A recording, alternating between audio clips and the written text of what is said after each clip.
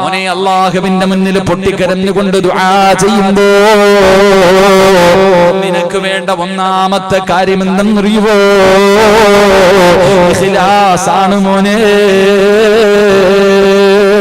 ഇഖ്ലാസോടുകൂടി ആത്മാർത്ഥമായിട്ട് പടച്ച റബ്ബിന്റെ മുന്നിൽ ചെയ്തു പോയ പാപങ്ങൾ മുഴുവനും അംഗീകരിച്ചിട്ട് അല്ലാഹുവേ ഞാൻ പാപം ചെയ്തു തമ്പുരാന് അതാ സർവ്വതും നീ ഏറ്റു പറഞ്ഞിട്ട് വേണം ദുആ ചെയ്യാൻ. അങ്ങനെ ദുആ ചെയ്താലേ അല്ലാഹു നിന്റെ ദുആ സ്വീകരിക്കൂ.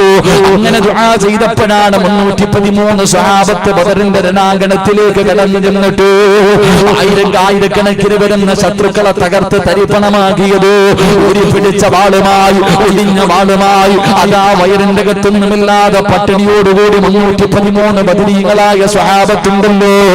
അതാ ബദറിന്റെ രണാങ്കണത്തിലേക്ക് കടന്നു ചെന്നപ്പോ അല്ലാഹുവേ ആകാശ ലോകത്തു നിന്ന് മലക്കുകൾ അല്ലാഹു ഇറക്കിയിട്ടവരെ സഹായിച്ചത് അവർക്ക് ഇഖ്ലാസ് ഉള്ളത് കൊണ്ടായിരുന്നു.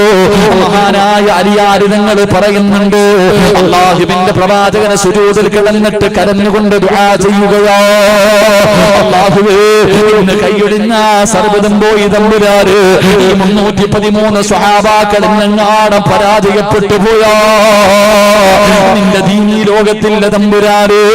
അല്ലാഹുവിന്റെ പ്രവാചകൻ അവിടെ നിന്ന് കരഞ്ഞുകൊണ്ട് ദുആ ചെയ്യുകയാ. അവരുടെ ഇഖ്ലാസോട് കൂടിയുള്ള ദുആ കൊണ്ടാണ് റബ്ബ് അവരുടെ ദുആ അവിടെ നിന്ന് വിജയം കൊടുത്തതെന്ന് ചരിത്രം പറയുമ്പോ എന്റെ പ്രിയപ്പെട്ട ചെറുപ്പക്കാരാ, 60 വയസ്സുള്ള അംർ ഇബ്നുൽ ജമൂഹ് എന്ന് പറയുന്ന ഒരു പാവപ്പെട്ട സ്വഹാബിയുണ്ട്. അംർ ഇബ്നുൽ ജമൂഹ് റളിയല്ലാഹു തആല അൻഹു മുടന്തുള്ളതാ, ഒരു കാലിൽ മുടന്താണ്. 60 വയസ്സ് പ്രായമായി. അതാ തന്റെ പ്രിയപ്പെട്ട മക്കളോട് പറയുന്നു, എനിക്ക് യുദ്ധത്തിന് പോകണം, എനിക്ക് യുദ്ധത്തിന് പോയിട്ട് ശഹീദാകണം. അല്ലാഹുവേ അംർ ഇബ്നുൽ ജമൂഹ് റളിയല്ലാഹു തആല അൻഹു പറയുമ്പോ 60 വയസ്സുള്ള വാപ്പയാണ് പറയുന്നത്, എനിക്ക് യുദ്ധക്കളത്തിലേക്ക് കടന്നുപോയി ശഹീദാകണം. മക്കള് പറഞ്ഞു, വാപ്പാ നിങ്ങൾക്ക് കാലിന് മുടന്തുണ്ടല്ലോ, നിങ്ങളുടെ കാലിന് മുടന്തുണ്ടല്ലോ, അതുകൊണ്ട് നിങ്ങൾ യുദ്ധത്തിന് പോകണമെന്നില്ല. മക്കള് വാപ്പയ്ക്ക് സമ്മതം കൊടുക്കാതെ വന്നപ്പോ ഇതാ ഹദ്റത്ത് റസൂലുള്ളാഹ് അല്ലാഹുവിന്റെ പ്രവാചകന്റെ മുന്നിലേക്ക് കടന്നു ചെല്ലുകയാ. യാ റസൂലല്ലാഹ്, അല്ലാഹുവിന്റെ നബിയേ, എന്റെ കാലിൽ മുടന്തുള്ളതിന്റെ പേരില് എന്റെ മക്കൾ എന്നെ യുദ്ധത്തിന് പോകാൻ അനുവദിക്കുന്നില്ല നബിയേ, അതുകൊണ്ട് എനിക്ക് യുദ്ധത്തിന് പോകാൻ അവസരം തരണം. 60 വയസ്സുള്ള വാപ്പ, നേരെ ചൊവ്വ നടക്കാൻ കഴിയാത്ത വാപ്പ അല്ലാഹുവിന്റെ പ്രവാചകന്റെ ചാരത്ത് നിന്നിട്ട് അനുവാദത്തിന് വേണ്ടി കിടന്ന് യാചിക്കുകയാ.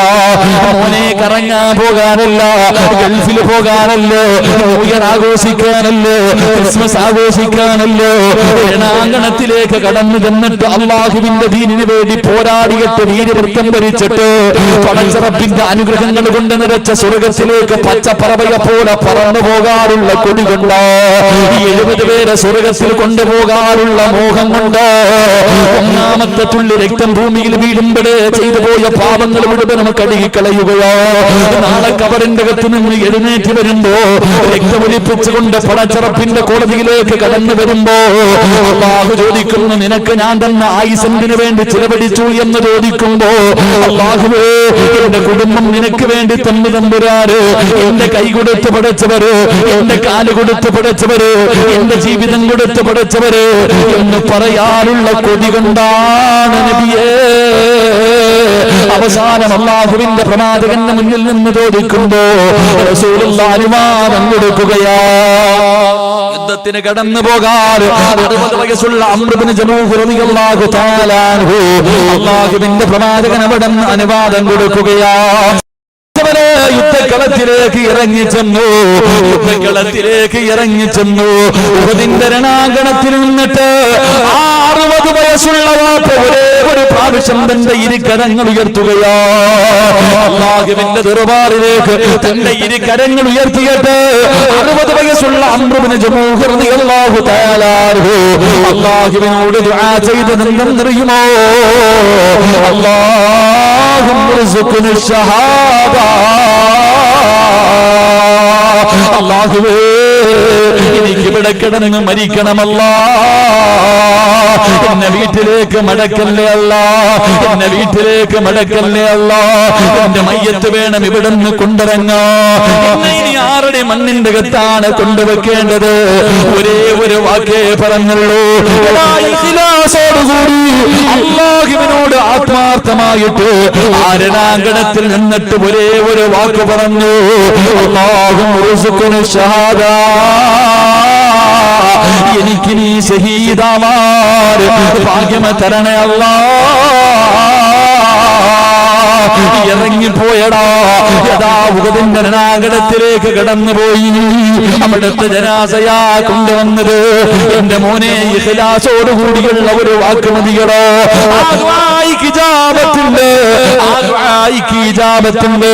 രണാങ്കണത്തിലേക്ക് കടന്നു പോകുന്നതിന് മുമ്പ് അതാ ഇന്ന് ന്യൂ ഇയർ ആഘോഷിക്കാ കൂട്ടുകാരൻ നിന്നെ വിളിച്ചല്ലോ, കൂടെ പോയവരുണ്ടല്ലോ.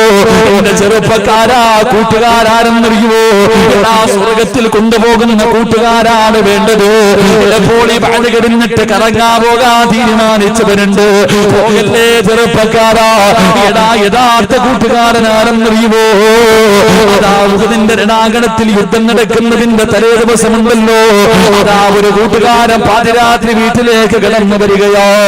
ഒരു കൂട്ടുകാരനെ തിരഞ്ഞിട്ട് പാതിരാത്രി വീട്ടിൽ വന്നിട്ട് വിളിച്ചിറക്കുന്ന എന്റെ കൂടെയൊന്ന് വരുവോ, എന്റെ കൂടെയൊന്ന് വരുവോ? കുടിക്കാനല്ല, സിനിമയ്ക്ക് പോകാനല്ല, വ്യഭിചരിക്കാനല്ലോ, വൃത്തികേടുകൾ ചെയ്യാനല്ലോ. പാതിരാത്രി തന്റെ കൂട്ടുകാരനെ വിളിച്ചിറക്കിയിട്ട് പറയുന്ന ഉതവെടുക്ക. അവിടുന്ന് ഉതവെടുത്തു. എന്നിട്ട് രണ്ടുപേരും കൂടെ 2 റക്അത്ത് നിസ്കരിക്കുകയാ. നമസ്കാരം കഴിഞ്ഞിട്ട് തന്റെ ആത്മാർത്ഥ സുഹൃത്തിന്റെ കയ്യിൽ പിടിച്ചിട്ട് പറഞ്ഞു, ഞാൻ ദുആ ചെയ്യാ പോകുകയാ, എന്നോട് സ്നേഹമുണ്ടെങ്കിൽ നീ ആമീൻ പറയണേ. എന്നിട്ട് റബ്ബേ, നിസ്കാരം കഴിഞ്ഞിട്ട് കൂട്ടുകാരനെ പുറകിലിരുത്തിയിട്ട് അവിടുന്ന് ദുആ ചെയ്യുന്നു, അല്ലാഹ് നാളെ ഉഹദിന്റെ രണാങ്കണത്തിലേക്ക് പോകുകയാണ് റബ്ബേ, എന്നെക്കാളും ആരോഗ്യമുള്ള ഒരു നല്ല എതിരാളിയെ എനിക്ക് തരണേ അല്ലാഹ്. അവൻ എന്റെ കൈ വെട്ടി മുറിക്കണേ അല്ലാ, അവൻ എന്റെ കാല് വെട്ടി മുറിക്കണേ അല്ലാ, അവൻ എന്റെ ചെവി മുറിച്ചെടുക്കണേ അല്ലാ. എന്റെ ശരീരത്തിന്റെ ഭാഗങ്ങൾ മുഴുവനും അവന് തുണ്ടം തുണ്ടമായി വെട്ടി മുറിക്കണേ അല്ലാ. അവനൊന്ന് ദുആ ചെയ്യുമ്പോ കൂട്ടുകാരൻ ആമീൻ പറയാൻ കഴിയുന്നില്ല. കയ്യിൽ പിടിച്ചിട്ട് പറയുന്ന പറ കൂട്ടുകാരാ, ആമീൻ, എനിക്ക് വേണ്ടിയൊന്ന് ആമീൻ പറയുമോ? അവസാന പാതിരാത്രി രണ്ട് കൂട്ടുകാരിൽ നിന്ന് ദുആ ചെയ്ത് ആമീൻ പറഞ്ഞു. ഒറ്റേ ദിവസം യുദ്ധം കഴിഞ്ഞു. കൂട്ടുകാരനെ തെരഞ്ഞു ഓടുമ്പോ അല്ലാഹുവേ, ശരീരം മുഴുവനും വെട്ടിമുറിച്ചിട്ട് രണാങ്കണത്തിൽ കിടക്കുകയാണ്. അതാ രണാങ്കണത്തിൽ കിടക്കുകയാ. അടുത്തേക്ക് ഓടിച്ചെന്നു. അവിടുന്ന് തലയെടുത്ത് മടിയിൽ വെച്ച് എന്നിട്ട് പറയുകയാ, അല്ലാഹു എന്റെ ദുആ സ്വീകരിച്ചല്ലോ, എല്ലാത്തിനും നീ സാക്ഷിയാ. അവിടുന്ന് പറഞ്ഞു കൊടുത്തെന്ന് ചരിത്രം പറയുമ്പോ, ഇഖ്ലാസില്ലാത്ത ദുആ അല്ലാഹുവിന് വേണ്ട, ഇഖ്ലാസില്ലാത്ത ദുആ അല്ലാഹുവിക്ക് വേണ്ട. ഇഖ്ലാസില്ലാത്തത് കൊണ്ടാണ് ലോകത്ത് എത്ര വലിയ പാപം ചെയ്താലും അല്ലാഹു പുറത്തു കൊടുക്കുന്നവനാണല്ലോ, അല്ലാഹു കരുണയുള്ളവനാണല്ലോ, അല്ലാഹു ദയാലുവാണല്ലോ. ഇബ്ലീസിന് മാത്രം അല്ലാഹു പുറത്തു കൊടുക്കാത്തത്. എത്ര വലിയ പാപം ചെയ്താലും അല്ലാഹു പുറത്തു തരുമെന്ന് ഖുർആൻ പറയുന്നു. ഇബ്ലീസിന് അല്ലാഹു പുറത്തു കൊടുക്കാത്തതിന്റെ കാരണം എന്താ? മോനെ, ഇബ്ലീസ് തെറ്റ് ചെയ്തെന്ന് ഇന്ന് വരെ അംഗീകരിച്ചിട്ടില്ല. അവനെ തെറ്റ് ചെയ്തു എന്നവൻ അംഗീകരിക്കുന്നില്ല. അതുകൊണ്ട് നീ അങ്ങനെയാകല്ലേ, നീ അങ്ങനെയാകല്ലേ. ഇഖ്ലാസോടുകൂടി ദുആ ചെയ്താല് ഒരു മനുഷ്യന്റെ പ്രാർത്ഥന അല്ലാഹു സ്വീകരിക്കൂ എന്ന് നബി മുഹമ്മദ് മുസ്തഫ സല്ലല്ലാഹു അലൈഹി വസല്ലമ തങ്ങൾ പറയുമ്പോ രണ്ടാമത്തെ കാര്യമുണ്ട്. ഒരു മനുഷ്യന്റെ തൗബ അല്ലാഹു സ്വീകരിക്കണമെങ്കിൽ രണ്ടാമത്തെ കാര്യമെന്താ? ഇസ്തഗ്ഫിറൂ റബ്ബക്കും ഇന്നഹു കാന ഗഫാറാ. രണ്ടാമത്തെ കാര്യമെന്നറിയുമോ? ഇസ്തിഗ്ഫാർ പറയണേ എന്ന് നബി മുഹമ്മദ് മുസ്തഫ. ഇസ്തിഗ്ഫാർ പറയണേ. അസ്തഗ്ഫിറുല്ലാഹല്ലദീ. ഇതൊരു തൗബയാണെന്ന് നബി മുഹമ്മദ് മുസ്തഫ. ഉറക്കെ നബി മുഹമ്മദ് മുസ്തഫ. ഒരു മനുഷ്യന്റെ തൗബ അല്ലാഹു സ്വീകരിക്കണമെങ്കിൽ ഒന്ന് ഇഖ്ലാസോടുകൂടി ദുആ ചെയ്യണം. നമുക്കില്ലാത്തത് തന്നെ. എടാ, എത്ര പാപം ചെയ്താലും അല്ലാഹ് പുറത്തിരുന്ന് അല്ലാഹ് എന്നെ പറഞ്ഞു. ശൈത്താൻ എന്റെ പുറത്ത് കൊടുക്കാത്ത, ശൈത്താന് മാത്രം എന്റെ പുറത്ത് കൊടുക്കാത്ത. അവൻ തെറ്റ് ചെയ്തെന്ന് അംഗീകരിക്കണില്ല. അതുകൊണ്ട് അവൻ തെറ്റ് ചെയ്ത് നിന്നവരെ അംഗീകരിച്ചിട്ടില്ല. അതുകൊണ്ട് അല്ലാഹ് അവനെ പുറത്തു കൊടുക്കാത്ത. എന്റെ പ്രിയപ്പെട്ടവരെ, ഇഖ്ലാസ് ഉണ്ടാകണം. 2, അസ്തഗ്ഫിറുല്ലാ. അസ്തഗ്ഫിറുല്ലാ എന്ന് പറയുന്നത് ഒരു തൗബയാണെന്ന് നബി മുഹമ്മദ് മുസ്തഫ. നബി മുഹമ്മദ് മുസ്തഫ. പക്ഷെ നമ്മുടെ അസ്തഗ്ഫിറുല്ലാ എന്താ? അസ്തഗ്ഫിറുല്ലാ അസ്തഗ്ഫിറുല്ലാ അസ്തഗ്ഫിറുല്ലാ അസ്തഗ്ഫിറുല്ലാ. ഇങ്ങനെ അടിയാ. എങ്ങനെ നിനക്കത് കളിയായി പോയില്ലേ?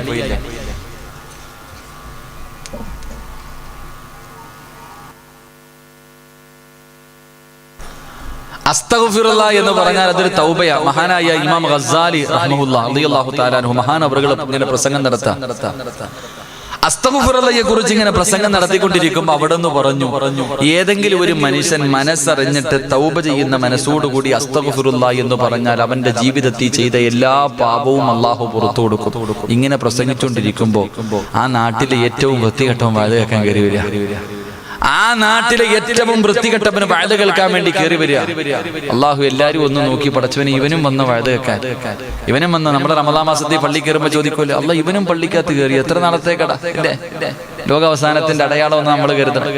അപ്പൊ ഇവൻ വാഴ കേൾക്കാൻ വന്നപ്പോ എല്ലാവരും ഇവനെ ഇങ്ങനെ നോക്കുന്നുണ്ട്. വന്ന് പുറകിൽ ഇങ്ങനെ മിണ്ടാതിരുന്നു. അപ്പോഴാണ് മഹാനവറുകൾ പറഞ്ഞു, ഒരു മനുഷ്യൻ അസ്തഗ്ഫിറുല്ലാ എന്ന് പറഞ്ഞാൽ അവന്റെ പാവങ്ങൾ മുഴുവൻ അള്ളാഹു പുറത്തു കൊടുക്കും. ഈ മനുഷ്യൻ എഴുന്നേറ്റ് ചോദിച്ചു, എന്റെ പാവം അള്ളാഹ് പുറത്തു തരുമോ? കാരണം എന്തേ? ആ നാട്ടിലെ ഏറ്റവും വൃത്തികെട്ടവനാ. അവൻ എഴുന്നേറ്റ് ചോദിച്ചു, അല്ല എന്റെ പാവം പുറത്തു. എടാ, നീ അല്ലടാ, നിന്നെ പോലെ 100 എണ്ണത്തിന് അല്ല പുറത്തു കൊടുക്കും. നീ അല്ല, നിന്നെ പോലെ 100 എണ്ണത്തിന് അല്ല പുറത്തു കൊടുക്കും. ഈ മനുഷ്യനാണെങ്കിൽ കുനിഞ്ഞങ്ങോട്ടിരുന്നു. ഇത് പറഞ്ഞപ്പോ ഇങ്ങനെ ഇരിക്കാൻ തുടങ്ങി. അള്ളാഹു ഇങ്ങനെ ഇരുന്ന് മുഖം താഴ്ത്തി വെച്ചിട്ട് കരയാൻ തുടങ്ങി. എന്നിട്ട് ഈ മനുഷ്യൻ പറഞ്ഞു, അള്ളാഹുവേ, എനിക്ക് എങ്ങനെയാ ദുആ ചെയ്യേണ്ടതെന്ന് പോലും അറിയത്തില്ല. എനിക്ക് എങ്ങനെയാണ് ചെയ്തു പോയ പാപങ്ങൾ നിന്റെ മുന്നിൽ ഏറ്റു പറയേണ്ടതെന്ന് പോലും എനിക്കറിയില്ല അല്ലാഹ്. ഈ മനുഷ്യൻ പറയുന്നു, അസ്തഗ്ഫിറുല്ലാ പറഞ്ഞ പാപം പുറക്കും. അല്ലാഹുവേ എന്റെ പാപം മുഴുവനും നീ പുറത്തു തരണേ. അസ്തഗ്ഫിറുല്ലാഹൽ അലീം. ഒറ്റ പ്രാവശ്യം പറഞ്ഞുള്ളൂ. ഒരേ ഒരു പ്രാവശ്യം മനസ്സറിഞ്ഞിട്ട് പറഞ്ഞു, അസ്തഗ്ഫിറുല്ലാഹൽ അലീം. എന്നിട്ട് ഈ മനുഷ്യൻ പറഞ്ഞു, അല്ലാഹുവേ, എന്റെ തൗബ അല്ലാഹു സ്വീകരിച്ചെങ്കിൽ എനിക്ക് 3 അടയാളം കാണിച്ചു തരണം. എന്താ പറഞ്ഞേ? അപ്പൊ തന്നെ പറഞ്ഞു, നീ എന്റെ ദുആ നീ സ്വീകരിച്ചെങ്കിൽ എന്റെ പാപം നീ പുറത്തേക്ക് എനിക്ക് 3 അടയാളം കാണിച്ചു തരണം. 1, നാളെ മുതൽ തിന്നാനുള്ള ഭക്ഷണം നീ തന്നെ തരണം. എന്താ പറഞ്ഞേ? എനിക്ക് ജോലിക്ക് പോകാനൊന്നും വയ്യ. ഇത് 3 അടയാളം കാണിച്ചു തരണം. 1ാമത്തെ അടയാളം എന്തേ? എനിക്ക് ഭക്ഷണമൊക്കെ നീ തരണം. നാളെ മുതലുള്ള ഭക്ഷണം നീ എനിക്ക് തരണം. ഞാൻ ജോലിക്കൊന്നും പോകത്തില്ല. 1. 2, എനിക്ക് ഇൽമു പഠിക്കാനുള്ള ആഗ്രഹം തരണം. എനിക്ക് ഇൽമു നീ തരണം. നിന്റെ ഇൽമു നീ എനിക്ക് തരണം. 2, 3 ഏറ്റവും മനോഹരമായ ശബ്ദം നീ എനിക്ക് തരണം. ഒരു അസ്തഗ്ഫിറുല്ലാ പറഞ്ഞു. എന്നിട്ട് ഈ മനുഷ്യൻ ആരും അറിയാതെ കുനിഞ്ഞിരുന്നിട്ട് അള്ളാഹിനോട് സംസാരിക്കുക. അല്ലാഹ്, 1 നീ എനിക്ക് ഇൽമു പഠിക്കാനുള്ള ആഗ്രഹം തരണം. 2 എനിക്ക് ഭക്ഷണമൊക്കെ ഉണ്ടാക്കാനും ചില ജോലിക്ക് പോകാനൊന്നും സമയമില്ല. എനിക്ക് ഇൽമു പഠിക്കാൻ പോകണം. അതുകൊണ്ട് ഭക്ഷണം നീ തന്നെ തരണം. 3 അല്ലാഹുവേ ഏറ്റവും മനോഹരമായ ശബ്ദം. ഇത് പറഞ്ഞു കഴിഞ്ഞ് എല്ലാവരും പ്രസംഗം കഴിഞ്ഞ് ഇറങ്ങി പോകുമ്പോ ഈ മനുഷ്യൻ നേരെ എഴുന്നേറ്റ് പോയിട്ട് ഇമാം ഗസ്സാലി റളിയല്ലാഹു തആല അൻഹുവിനോട് പറഞ്ഞു, എനിക്ക് ഇൽമു പഠിപ്പിച്ചു തരാൻ. നിങ്ങൾ ആർക്കും ഒരൊറ്റ അസ്തഗ്ഫിറുല്ലാ. നാട്ടിലെ ഏറ്റവും വൃത്തികെട്ടവൻ അവൻ തന്നെ പറഞ്ഞു, അടയാളം കാണിച്ചു തരണം. അല്ലാഹ് കാണിച്ചു കൊടുത്തു. എല്ലാവരും എഴുന്നേറ്റ് പോകുമ്പോൾ ഉസ്താദിന്റെ കൈ പിടിച്ചിട്ട് പറഞ്ഞു, എനിക്ക് ഇൽമു പഠിപ്പിച്ചു തരാൻ. എന്റെ പ്രിയമുള്ളവരെ, ചരിത്രം പറയുന്നു, എല്ലാ ദിവസവും രാവിലെ ആ മനുഷ്യന്റെ വീടിന്റെ മുന്നിൽ ഭക്ഷണം അല്ലാഹു കൊണ്ടുകൊടുക്കും. 3 ഏറ്റവും മനോഹരമായ ശബ്ദം. അവിടുന്ന് പറയുന്നു, ആ മനുഷ്യൻ ഖുർആൻ ഓതുമ്പോ വ്യഭിചരിക്കാൻ പോകുന്ന പെണ്ണുപോലും വന്നിരിക്കുമായിരുന്നു. പറവകളെ ഖുർആൻ ഓതുന്നത് കേൾക്കാൻ വന്നിരിക്കുമായിരുന്നു എന്ന് ചരിത്രം പഠിപ്പിക്കുന്നു. അല്ലാഹു ഈമാൻ തരുമാറാകട്ടെ. അതുകൊണ്ട് സഹോദര, അസ്തഗ്ഫിറുല്ലാ എന്ന് പറഞ്ഞ് കളിയാക്കാനുള്ള ദിക്റല്ല, അത് തൗബയാണെന്ന് നബി മുഹമ്മദ് മുസ്തഫ സ്വല്ലല്ലാഹു അലൈഹി വസല്ലമ തങ്ങൾ പറയുമ്പോൾ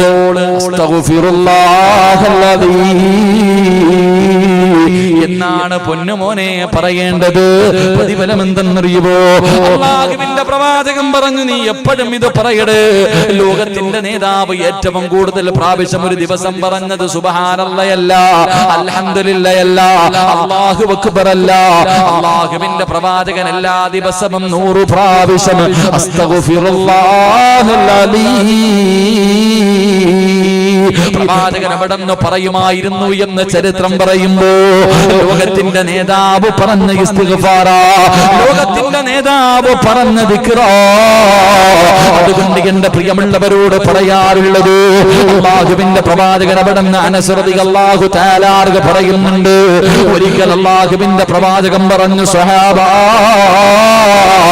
70 പ്രാവശ്യം ഇസ്തിഗ്ഫാർ പറ സ്വഹാബാ.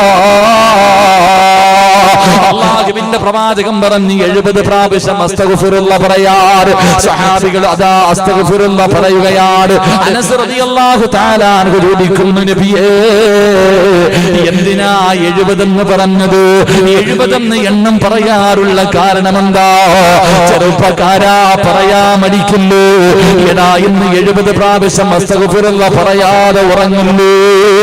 ഇന്നത്തെ ദിവസം മുതൽ ഇന്നിവിടെ നിന്ന് തൗബ ചെയ്തിട്ട് പിരിയുകയാണ്. അല്ലാഹുവേ 2019 അല്ലാഹുവേ എല്ലാ ദിവസവും രാത്രി കിടന്നുറങ്ങുന്നതിന് മുമ്പ് ആത്മാർത്ഥമായിട്ട് അസ്തഗ്ഫിറുല്ലാഹൽ അലീം 70 പ്രാവശ്യം പറഞ്ഞ അല്ലാഹു നിനക്ക് തരുന്ന പ്രതിഫലം.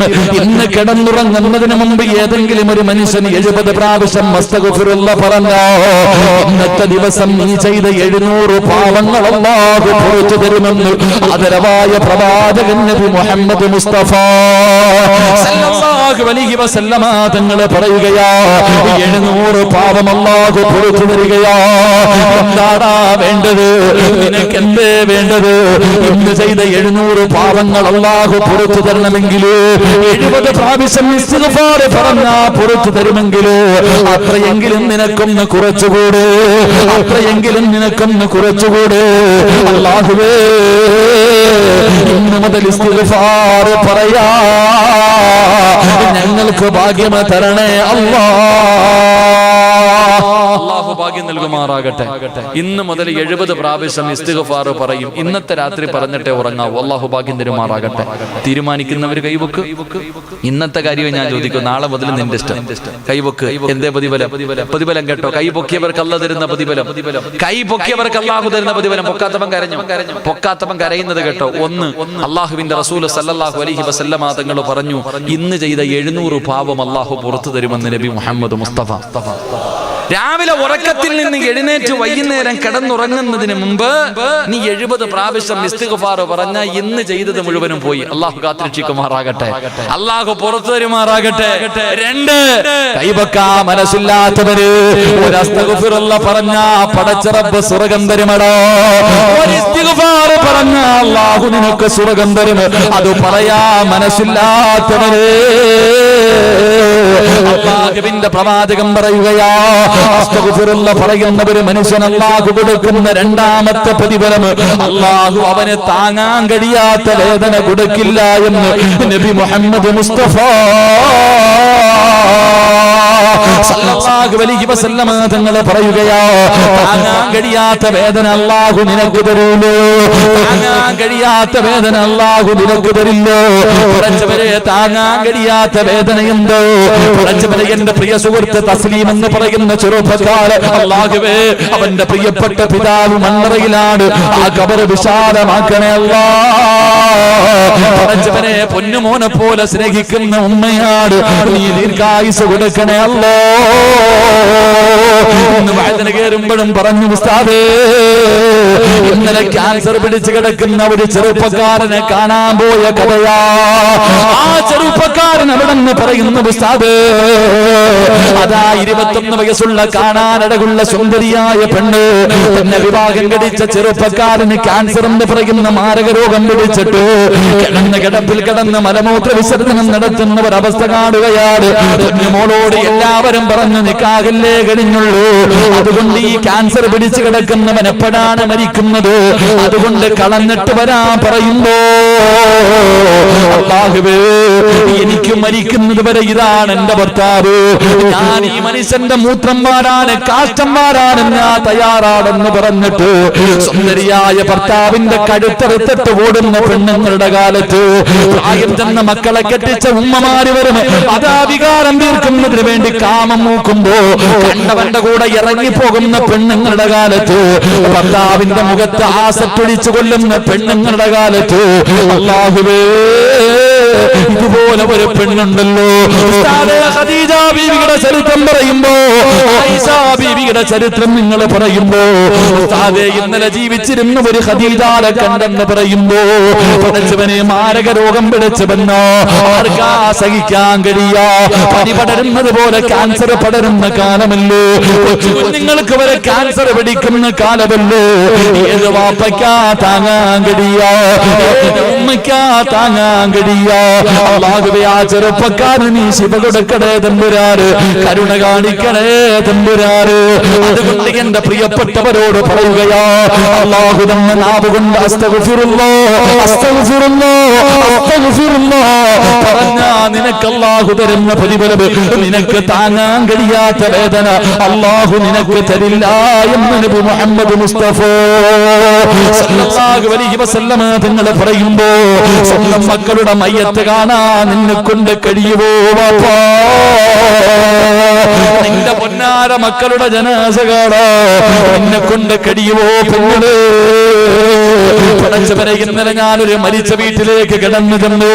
ഈ കാസർഗോഡ് ജില്ലയില് അല്ലാഹുവേ ഒരു പൊന്നുമോ വാസിത്ത് എന്ന് പറയുന്ന അല്ലാഹുവിന്റെ പരിശുദ്ധമായ ഖുർആൻ മുഴുവനും ഹൃദയത്തിൽ ചുമന്നുകൊണ്ട് നടക്കുന്ന വാസിത്ത് എന്ന് പറയുന്ന ഒരു മുതഅല്ലിമായ പൊന്നുമോ അല്ലാഹുവേ എന്റെ പ്രിയപ്പെട്ടവരെ ഖുർആൻ പഠിച്ചവരാ, കഴിഞ്ഞ വർഷം റമളാനിൽ ഖുർആൻ ഓതിയവനാ.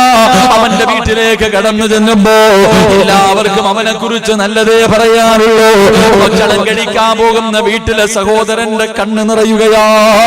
പടച്ചവനെ ഞാൻ സംസാരിക്കുമ്പോ ഇന്നലെ പറഞ്ഞ് കരഞ്ഞുകൊണ്ട് അതാ ഭക്ഷണം കഴിക്കാൻ പോയ വീട്ടിലെ സഹോദരൻ പോലും കരയുകയാ. അത്രയ്ക്ക് നല്ല ചെറുപ്പക്കാരനാ. മോനെ മരിച്ച വീട്ടിൽ ഖുർആൻ ഓതാൻ പോയതാ, മരിച്ച വീട്ടിലേക്ക് ഖുർആൻ ഓതാൻ പോയതാ. ബൈക്കെടുത്ത് കൊണ്ട് പോകുമ്പോ അതാ പടച്ച റബ്ബിന്റെ തീരുമാനം കടന്നു വന്നു. മലക്കുൽ മൗത്ത് അസ്റായീൽ അലൈഹിസ്സലാം സാബിത്ത് എന്ന് പറയുന്ന പൊന്നുമോന്റെ മുന്നിലേക്ക് കടന്നു വരികയാ. അല്ലാഹുവേ ബൈക്കതാ പാഞ്ഞപതാ ബസിന്റെ അടിയിലേക്ക് കയറി. റബ്ബേ ആ പൊന്നുമോൻ അല്ലാഹുവിന്റെ പരലോകത്തേക്ക് യാത്രയാകുമ്പോ എന്റെ പ്രിയമുള്ളവരെ എല്ലാവരും കൂടെ ഇന്നലെ പറഞ്ഞപ്പോ ഞാൻ ആ പൊന്നുമോന്റെ വീട്ടിലേക്ക് കടന്നു ചെന്നു. തന്റെ പൊന്നാര മകന്റെ ജനാസ ഖബറടക്കിയിട്ട് നമസ്കാരം കഴിഞ്ഞ് വാപ്പ വീട്ടിലേക്ക് വരുന്ന രംഗവാ.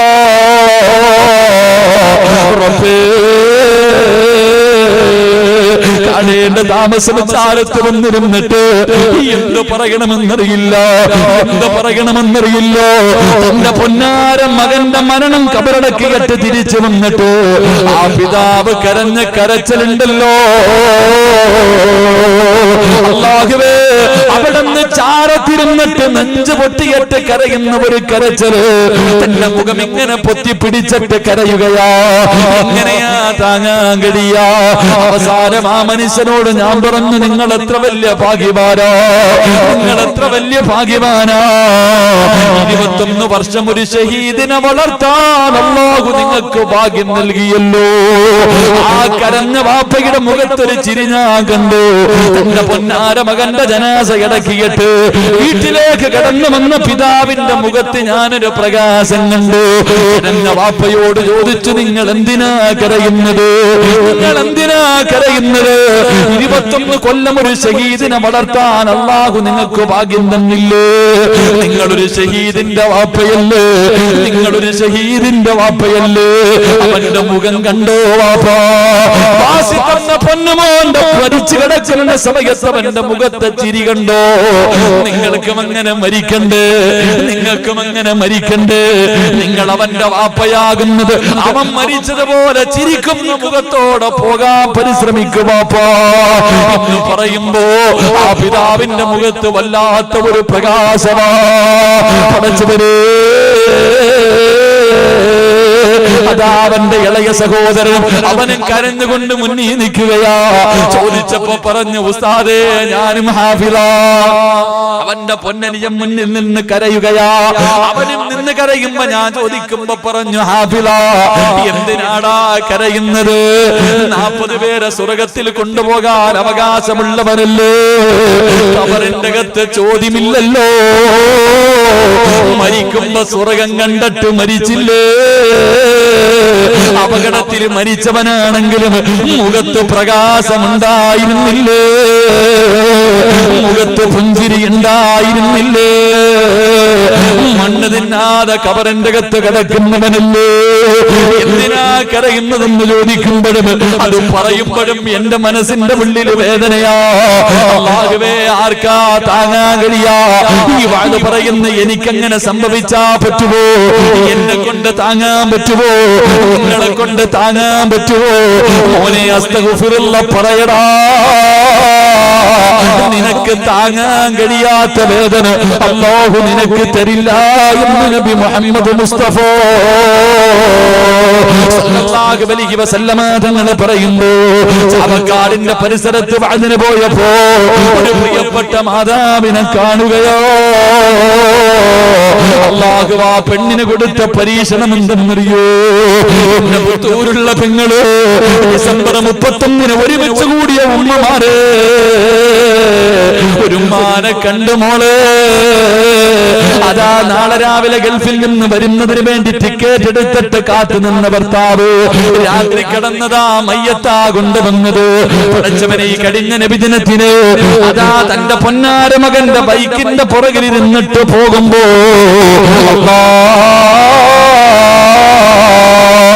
ഉമ്മാനെ പുറകിലിരുത്തിയിട്ട് ബൈക്ക് ഓടിപ്പിക്കുന്ന ചെറിയ പൊന്നുമോ അവന്റെ തലയുടെ മുകളിലേക്ക് തെങ്ങം വന്ന് വീഴുകയാ. ബൈക്ക് ഓടിച്ചു കൊണ്ടിരിക്കുന്ന പൊന്നുമോന്റെ തലയുടെ മുകളിലേക്ക് തെങ്ങ് വന്ന് വീഴുമ്പോ അല്ലാഹുവേ, തന്റെ കണ്ണിന്റെ മുന്നിൽ കിടന്ന് തന്റെ പൊന്നാര മകനെ പിടഞ്ഞു മരിക്കുകയാ. പറഞ്ഞു, ഉസ്താദേ വിഷമമില്ല, എന്റെ കണ്ണിന്റെ മുന്നിൽ വെച്ചിട്ടാ അവനെ കൊണ്ടുപോയത്. എന്തൊരു പ്രകാശമായിരുന്നെന്നറിയോ? എന്റെ മുഖത്ത് എന്തൊരു പുഞ്ചിരിയായിരുന്നെന്നറിയുവോ? നിങ്ങളെ നിന്നെ കൊണ്ട് ഇങ്ങനെ ഒരു താങ്ങാൻ കഴിയുമോ? അല്ലാഹു ഒരു പരീക്ഷണം തന്നാ താങ്ങാൻ കഴിയോ? അല്ലാഹുവേ, അങ്ങനെ ഒരു ഗതി ഞങ്ങൾക്ക് തരല്ലേ അല്ലാ. ഞങ്ങളെ പോറ്റി വളർത്തുന്നോ, ഞങ്ങളെ കഷ്ടപ്പെട്ട് വളർത്തുന്നോ ഞങ്ങളുടെ പൊന്നാര മക്കളുടെ ജനാസ കാണേണ്ട അവസ്ഥ തരല്ലേ അല്ലാ. ഞങ്ങളുടെ നെഞ്ചത്ത് കിടന്നുറങ്ങിയോ, ഞങ്ങളുടെ നെഞ്ചത്ത് കിടന്ന് കളിച്ചോ, ഞങ്ങളുടെ മക്കളുടെ നെഞ്ചിന്റെ മുകളിലേക്ക് പിടിമണ്ണ് വാരിയിടേണ്ട അവസ്ഥ ഞങ്ങൾക്ക് തരല്ലേ അല്ലാ. സംഘാടകർ ബക്കറ്റുമായിട്ട് മുന്നിലേക്ക് കടന്നു വരികയോ. ആർക്ക് വേണ്ടിയെന്നറിയോ? ഈ നാട്ടിലെ പാവപ്പെട്ട പെൺമക്കൾക്ക് വേണ്ടിയോ? ആരും സഹായിക്കാനില്ലാത്ത സൈതനമെന്ന് പറയുന്ന അനാചാരത്തിന്റെ പിടിയിൽപ്പെട്ടിട്ട് 30 കൊല്ലമായി 40 കൊല്ലമായി പടച്ചവനെ 10-35 വയസ്സായിട്ടും വിവാഹം കഴിച്ചു കൊടുക്കാൻ ഗതിയില്ലാതെ വീടിന്റെ അകത്തിരുന്ന് കരയുന്ന പാവപ്പെട്ട പെൺമക്കൾക്ക് വേണ്ടിയോ? മനസ്സറിഞ്ഞിട്ട് കൊടുക്കുമോ? മനസ്സറിഞ്ഞിട്ട് കൊടുക്കുമോ? എന്റെ പ്രിയമുള്ളവരെ, ഒരുപാട് നല്ല ലക്ഷ്യങ്ങളാണ് ഇവരുടെ പിന്നിലുള്ളത്. അതാ പടച്ചവരെ, വർഷങ്ങളോളം പഴക്കമുള്ള ഒരു പള്ളിയല്ലേ, ആ പള്ളിയുടെ മുന്നിലല്ലേ ഇരിക്കുന്നത്. സംഘാടകരെ ബക്കറ്റുമായിട്ട് മുന്നിലേക്ക് കടന്നു വരുമ്പോ ഓസിനാരും കൊടുക്കണ്ട, ഓടേണ്ടവൻ എഴുന്നേറ്റ് ഓടടാ, കൈകെട്ടിയിരിക്കേണ്ടവൻ ഇരുന്നോ, ഉറക്കം നടിക്കുന്നവൻ ഉറക്കം നടിച്ചോ. അല്ലാഹു പറഞ്ഞ പ്രതിഫലമ സദഖത്തുറത്തുൽ ബലാ.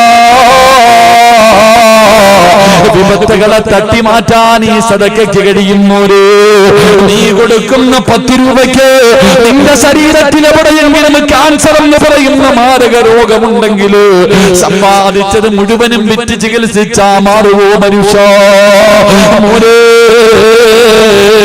ആ രോഗത്തിന് മരുന്ന്, ആ രോഗത്തിന് മാറ്റാനുള്ള മരുന്നോ, ആ രോഗത്തിന് മാറ്റാനുള്ള മരുന്നോ. നിന്റെ കിഡ്നി തകർന്നു പോയോ? ലക്ഷങ്ങൾ വേണ്ടേ സഹോദരാ? തസ്ലീം എന്ന് പറയുന്ന സഹോദരന്റെ കൂടെ പുറത്ത് റബ്ബേ ഓടിച്ചാടി നടന്ന ചെറുപ്പക്കാരനാ. റബ്ബേ ഇന്ന് കിഡ്നി തകർന്നിട്ട് കിടക്കുകയാണ്. പടച്ചവനെ ശിവ കൊടുക്കണേ അല്ലാ, ആഫിയത്ത് കൊടുക്കണേ അല്ലോ.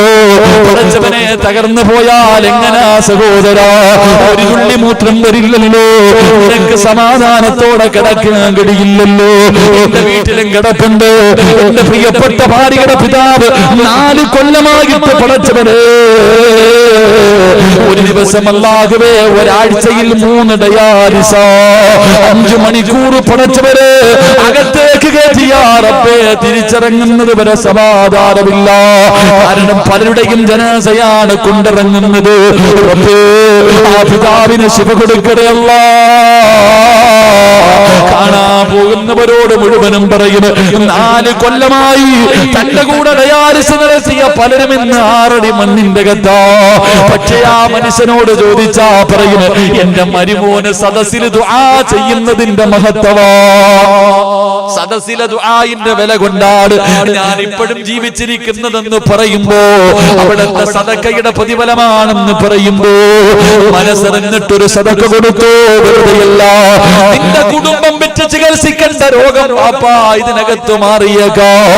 അല്ലാഹുവിന്റെ റസൂല് പറഞ്ഞു, അസ്സദഖത്തു റദ്ദുൽ ബലാ, വിപത്തുകളെ തട്ടിമാറ്റാൻ സദഖയ്ക്ക് കഴിയുമെന്ന് നബി മുഹമ്മദ് മുസ്തഫ സല്ലല്ലാഹു അലൈഹി വസല്ലമ തങ്ങൾ പറയുമ്പോ അസ്തഗ്ഫിറുല്ലാഹ് പറഞ്ഞു, അസ്തഗ്ഫിറുല്ലാഹ് പറഞ്ഞു. അല്ലാഹു താങ്ങാൻ കഴിയാത്ത വേദന തരില്ല എന്ന് നബി മുഹമ്മദ് മുസ്തഫ സല്ലല്ലാഹു അലൈഹി വസല്ലം. അല്ലാഹു പെട്ടെന്നുള്ള മരണങ്ങളെ തൊട്ട് കാത്തുരക്ഷിക്കുമാറാകട്ടെ. എന്റെ പ്രിയപ്പെട്ട സഹോദരങ്ങളെ, ഇന്നലെ ഞാൻ പോയി അബ്ദുൽ ബാസിത്ത് എന്ന് പറയുന്ന പൊന്നുമോൻ, അവൻ 6 അടി മണ്ണിന്റെ കത്ത. അല്ലാഹു അവന്റെ മണ്ണറ മണിയറയാക്കി കൊടുക്കുമാറാകട്ടെ. കൂടെ സഞ്ചരിച്ച ചെറുപ്പക്കാരൻ സീരിയസ് ആയിട്ട് ഹോസ്പിറ്റലില്ല. അല്ലാഹു ആ പൊന്നുമോന് ശിഫ കൊടുക്കുമാറാകട്ടെ, ശിഫ കൊടുക്കുമാറാകട്ടെ. മരിച്ച വീട്ടിൽ മയ്യത്ത് ഓതാൻ പോയതാ, മരിച്ച വീട്ടിൽ ഖുർആൻ ഓതാൻ പോയതാ. അവന്റെ പോതന്റെ അവസ്ഥ അല്ലാഹു കാത്തുരക്ഷിക്കുമാറാകട്ടെ. എന്റെ പ്രിയമുള്ള സഹോദരങ്ങൾ, അതുകൊണ്ട് അസ്തഗ്ഫിറുല്ലാഹ് 70 പ്രാവശ്യം ഇൻഷാ അല്ലാഹ് പറഞ്ഞൂടെ പറഞ്ഞൂടെ പറഞ്ഞൂടെ മടുത്ത മടുത്ത മടുത്ത ഞാൻ നേരത്തെ പറഞ്ഞില്ലേ, 3ാമത്തെ പ്രതിഫലം കൂടെ കേട്ടോ. അസ്തഗ്ഫിറുല്ലാഹ് പറയാൻ പറഞ്ഞപ്പോ കൈപൊക്കാത്തവൻ, ഈ കൈപൊക്കിയവൻ അല്ലാഹു കൊടുക്കുന്ന 3ാമത്തെ പ്രതിഫലം കേട്ടിട്ട് തീരുമാനിക്കൂ വേണോ വേണ്ടയോ എന്ന്. അല്ലാഹു ഈമാൻ തരുമാറാകട്ടെ. എന്റെ പ്രിയമുള്ള സഹോദരങ്ങളെ, അസ്തഗ്ഫിറുല്ലാഹ് പറഞ്ഞാ കിട്ടുന്ന പ്രതിഫലം എന്താ? അസ്തഗ്ഫിറുല്ലാഹല്ലദീ, ചെയ്തു പോയ പാപങ്ങൾ അല്ലാഹുവിന്റെ മുന്നിലേറ്റ് പറഞ്ഞാൽ അല്ലാഹു തരുന്ന പ്രതിഫലം എന്താ? അല്ലാഹു തരുന്ന പ്രതിഫലം എന്താ? എന്റെ പ്രിയമുള്ളവരെ, മരിക്കുന്ന സമയത്ത് ലാ ഇലാഹ ഇല്ലല്ലാഹ് പറഞ്ഞു മരിക്കണമെന്ന് ആഗ്രഹമില്ലാത്ത ഒരു മനുഷ്യരുമില്ല. എന്റെയും നിങ്ങളുടെയും ജീവിതത്തിലെ ഏറ്റവും വലിയ മോഹമാണ് മരിക്കുന്ന സമയത്ത് ലാ ഇലാഹ ഇല്ലല്ലാഹ് പറയാറ്. അതുകൊണ്ട് അല്ലാഹു തരുന്ന പ്രതിഫലം കേട്ടോ. റസൂലുള്ളാഹി പറയുകയാ, 70 അസ്തഗ്ഫിറുല്ലാഹയുടെ പ്രതിഫലം 1. അല്ലാഹുവിന്റെ റസൂല് പറഞ്ഞു 700 പാപങ്ങൾ പൊറുക്കും. 2 താങ്ങാൻ കഴിയാത്ത വേദന അല്ലാഹു നിനക്ക് തരൂല. 3 അല്ലാഹു നിന്റെ ജീവിതത്തിൽ ഒറ്റപ്പെടുത്തില്ല എന്ന് നബി മുഹമ്മദ് മുസ്തഫ. മോനെ, ജീവിതത്തിൽ അല്ലാഹു നിന്നെ ഒറ്റപ്പെടുത്തൂല. വാപ്പയുണ്ട്, ഉമ്മയുണ്ട്, ഭാര്യയുണ്ട്, മക്കളുണ്ട്, കൂടപ്പുറപ്പുണ്ട്, കുടുംബക്കാരുണ്ട്, കൂട്ടുകാരുണ്ട്. എന്നാൽ ഇവരാരും പ്രയോജനം ചെയ്യാത്ത ചില സമയങ്ങളുണ്ട്, ഇവരെ കൊണ്ട് ഉപയോഗമില്ലാത്ത സമയങ്ങളുണ്ട്. ഒറ്റയ്ക്ക് വീടിന്റെ അകത്തിരുന്ന് നെഞ്ചു പൊട്ടിയിട്ട് കരയുന്ന ചില സമയങ്ങളുണ്ട്.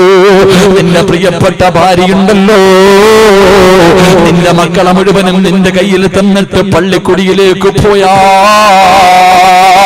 എങ്ങനെയാ ചെറുപ്പക്കാരാ? എടാ, നിന്റെ മക്കളെ മുഴുവനും നിന്റെ കയ്യിലേപ്പിച്ചിട്ട് നിന്റെ ഭാര്യ നിന്നെക്കാളും മുമ്പങ്ങ് പോയാ ഈ മക്കളെയും ചേർത്ത് പിടിച്ചിട്ട് വീടിന്റെ അകത്തിരിക്കുന്ന രംഗമൊന്ന് ചിന്തിച്ചു നോക്കൂ. പെങ്ങള് എല്ലാരും നിനക്കുണ്ട്, ഭർത്താവിന്റെ കുടുംബക്കാരുണ്ട്. പക്ഷേ ആ ഭർത്താവ് പെട്ടെന്ന് പോയാ ജീവിതത്തിൽ ഒറ്റപ്പെട്ടു പോകുന്ന രംഗവാ, ജീവിതത്തിൽ ഒറ്റപ്പെട്ടു പോകുന്ന രംഗവാ. അല്ലാഹുവേ ഞങ്ങൾക്ക് നീ ദീർഘായുസ് തരണേ അല്ലാ. പടച്ചവനെ ഭാര്യയും ഭർത്താവും ഒറ്റപ്പെട്ടു പോകുന്ന രംഗമുണ്ടല്ലോ. എന്റെ പ്രിയപ്പെട്ട സഹോദരാ, ഇസ്തിഗ്ഫാറിന്റെ മൂന്നാമത്തെ പ്രതിഫലമാ പറഞ്ഞത്. ഈ സദസ്സിലിരുന്ന് കൈവക്കിയ മനുഷ്യ മരിക്കുന്ന കാലത്തോളം ഈ ലോകത്ത് ഒരു പള്ളിയുടെ മുന്നിലും ഒരു പണക്കാരന്റെ വീടിന്റെ മുന്നിലും ഒരു സംഘടനയുടെ മുന്നിൽ പോയിട്ട് എന്റെ മക്കളെ കെട്ടിക്കാ പൈസയില്ല, മരുന്ന് വാങ്ങാ പൈസയില്ല, ഭക്ഷണം കഴിക്കാ പൈസയില്ല, ഓപ്പറേഷൻ ചെയ്യാ പൈസയില്ല, എന്തെങ്കിലും തരണേ എന്ന് പറഞ്ഞു നിനക്ക് യാചിക്കേണ്ട അവസ്ഥ അല്ല തരില്ലടാ പൊന്നുമോരേ. അല്ലാഹു തരുന്ന നാലാമത്തെ പ്രതിഫലം, നിന്റെ അന്നം അല്ലാഹു മുട്ടിക്കൂല, നിന്റെ കുടുംബത്തെ അല്ലാഹു പട്ടിണിക്കിടൂല. അല്ലാഹു നിനക്ക് റിസ്കിൽ വിശാലത നൽകുമെന്ന് നബി മുഹമ്മദ് മുസ്തഫ സല്ലല്ലാഹു അലൈഹി വസല്ലമ തങ്ങൾ പറയുന്നു. എന്റെ പ്രിയമുള്ള സഹോദരാ, അഞ്ചാമത്തെ പ്രതിഫലം കേട്ടോ. മരിക്കുന്ന സമയത്ത് ലാ ഇലാഹ ഇല്ലല്ലാഹ് പറയണ്ട്. അതാ മലക്കുൽ മൗത്ത് റൂഹ് പിടിച്ച്, അതാ സർവ്വ മലക്കുകളും റൂഹ് പിടിച്ച് കാലിന്റെ തള്ളവിരലിൽ നിന്ന് റൂഹ് പിടിച്ച് കൊണ്ടുവരുന്ന രംഗമുണ്ടല്ലോ. പ്രവാചകൻ എവിടെന്ന് പറഞ്ഞു, സ്വഹാബ, ഒരു മനുഷ്യന്റെ അവസാനത്തെ വാക്ക് ലാ ഇലാഹ ഇല്ലല്ലാഹ്. അല്ലാഹു തന്ന നാവ് കൊണ്ട് നീ അവസാനമായിട്ട് നിന്റെ നാവ് കൊണ്ട് ലാ ഇലാഹ ഇല്ലല്ലാഹ് പറഞ്ഞ റബ്ബേ ദഖലൽ ജന്ന, നിനക്ക് അല്ലാഹു സ്വർഗ്ഗം തരുമെന്ന് നബി മുഹമ്മദ് മുസ്തഫ സല്ലല്ലാഹു അലൈഹി വസല്ലമ തങ്ങൾ പറയുമ്പോ, ചെറുപ്പക്കാരാ, നിനക്ക് അല്ലാഹു തരുന്ന പ്രതിഫലം കേട്ടോ. അസ്തഗ്ഫിറുല്ലാഹ് പറഞ്ഞ ചെയ്തു പോയ പാപങ്ങൾ മുഴുവനും ഇന്നത്തെ രാത്രി ഈ സദസ്സിലിരുന്നിട്ട് അല്ലാഹുവിന്റെ മുന്നിൽ 10 പ്രാവശ്യം, നമ്മൾ 10 പ്രാവശ്യം അസ്തഗ്ഫിറുല്ലാഹ് പറഞ്ഞ ഇരിക്കുന്നവർ എത്ര പ്രാവശ്യമാണ്? ആയിരക്കണക്കിന് പ്രാവശ്യം ഇസ്തിഗ്ഫാർ പറഞ്ഞിട്ട് ദുആ ചെയ്യുകയാ. അല്ലാഹു തരുന്ന പ്രതിഫലം എന്താ? എന്റെ പ്രിയപ്പെട്ട ചെറുപ്പക്കാരാ, നീ മരിക്കാൻ കിടക്കുമ്പോൾ ലാ ഇലാഹ ഇല്ലല്ലാഹ് ആരും നിനക്ക് പറഞ്ഞു തരണ്ട, ഒരാളും വേണ്ടടോ, ഒരാളും വേണ്ടടോ. നിന്റെ ചെവിയുടെ ഭാഗത്തിരുന്നിട്ട് വാപ്പ പറഞ്ഞു തരണ്ട, ഉമ്മ പറഞ്ഞു തരണ്ട, മക്കള് പറഞ്ഞു തരണ്ട, കൂട്ടപ്പുറപ്പ് പറഞ്ഞു തരണ്ട, കൂട്ടുകാര് പറഞ്ഞു തരണ്ട, കുടുംബക്കാര് പറഞ്ഞു തരണ്ട. മോനെ, അസ്തഗ്ഫിറുല്ലാഹ് പറഞ്ഞ നാവ് കൊണ്ട് നിനക്ക് പറയാ കഴിയുമടോ. എവിടെ നോക്കിയിട്ടെന്നറിയുമോ? എവിടെ നോക്കിയിട്ടെന്നറിയുമോ? ഇന്ന മലക്കുൽ മൗതി മക്തൂബൻ അലാ ജബഹതിഹി ലാ ഇലാഹ ഇല്ലല്ലാഹ് ഫഇദാ റആഹൽ മുഅ്മിനു തദക്കറു ശഹാദ. ഇതിനേക്കാളും ഒരു പ്രതിഫലം ഇതിനേക്കാളും ഒരു പ്രതിഫലം പറയാനില്ല പൊന്നുമോനെ. അല്ലാഹു തന്ന നാവ് കൊണ്ട് ഏതൊക്കെയോ വൃത്തികേടുകൾ പറയുന്ന നാവ് കൊണ്ട്, പടച്ചവനെ മോശമായ കാര്യങ്ങൾ പറയുന്ന ഈ നാവ് കൊണ്ട്, ഇസ്ലാമിനെ നാണം കെടുത്തുന്ന യുവത്വത്തിന്റെ നടുവില് ശവപ്പെട്ടിക്കകത്തുറപ്പ് കല്യാണം കഴിഞ്ഞു വരുന്ന ചെറുപ്പക്കാരൻ അതാ ശവപ്പെട്ടിക്കകത്ത് വീട്ടിലേക്ക് കയറി വരുന്ന കാലമല്ലേ. ആരാമോനെ, ആരാമോനെ, ഏതെങ്കിലും ഒരു മനുഷ്യൻ ആഗ്രഹിക്കുന്ന കാര്യമാണോ? വിവാഹം കഴിഞ്ഞ് ശവപ്പെട്ടിക്കകത്ത് കയറി വരുന്ന അത്രയ്ക്കും ചങ്കൂറ്റമുള്ള ചെറുപ്പക്കാരുടെ കാലമോ. സ്വന്തം മാതാവിന് വീടിന്റെ മുന്നിൽ കുടിയെടുത്തിടുന്ന മക്കളുടെ കാലം. ജീവിച്ചിരിക്കുന്ന ഉമ്മയ്ക്ക് തന്റെ വീടിന്റെ മുന്നില് 6 അടി മണ്ണിന്റെ കബറും കുടിച്ചിട്ട് ഈസാങ്കല്ലും മേടിച്ചു വെക്കുന്ന മക്കളുടെ കാലമാ. അല്ലാഹുവേ, ഈ സമുദായത്തിന് നീ ഈമാൻ കൊടുക്കണേ അല്ലാഹ്. ചെറുപ്പക്കാരാ, വല്ലാത്ത പതനത്തിന്റെ മുകളിലൂടെ നടന്നു പോകുമ്പോ മനുഷ്യന് സ്വാർത്ഥതയ്ക്ക് വേണ്ടി ഏത് വൃത്തികേടുകളും കാണിക്കുന്ന കാലഘട്ടത്തിലൂടെയാ കടന്നു പോകുന്നത്. മനുഷ്യന്റെ സ്വന്തം നിലനിൽപ്പുകൾക്ക് വേണ്ടി, അവന്റെ സ്വന്തം നിലനിൽപ്പിന് വേണ്ടി അല്ലാഹുവിനെയും അവന്റെ പ്രവാചകനെയും എന്തിന് പരിശുദ്ധ ദീനിനെ പോലും വിറ്റുകളയുന്ന, പരിശുദ്ധ ദീനിനെ പോലും മറയാക്കുന്നവരുടെ കാലത്തുകൂടെയാ കടന്നു പോകുന്നത്.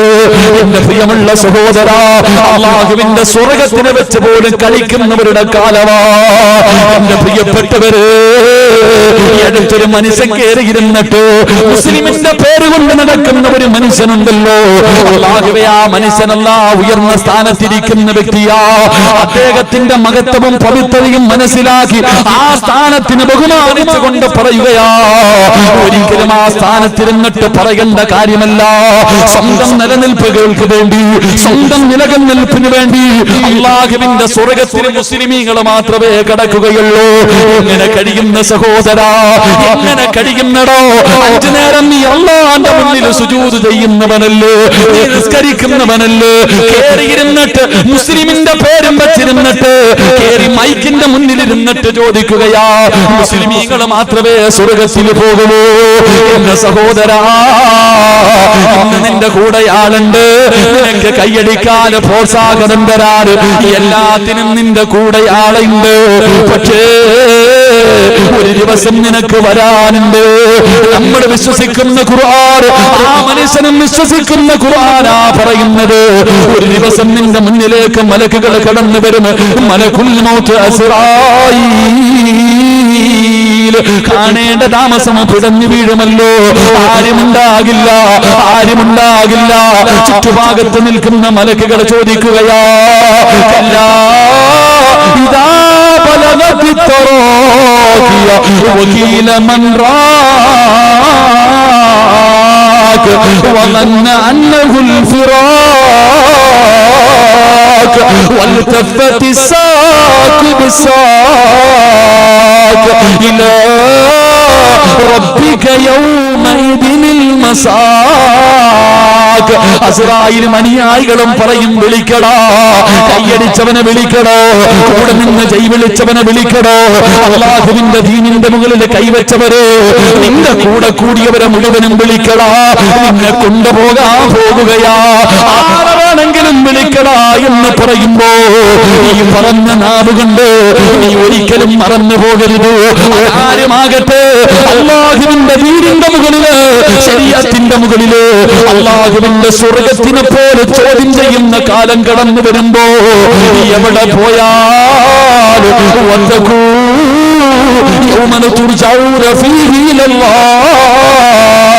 പടച്ച റബ്ബിന്റെ മുന്നിൽ ഒരു ദിവസം പോയി നിൽക്കേണ്ടവനാ. എണ്ണി എണ്ണി ചോദിക്കുന്ന ഒരു ദിവസമുണ്ടല്ലോ, ആ ദിവസത്തെ ഓർക്കുന്നത് നല്ലതാണ്. അതുകൊണ്ട് സഹോദരാ, മോഹമില്ലേ, മരിക്കുന്ന സമയത്തിൽ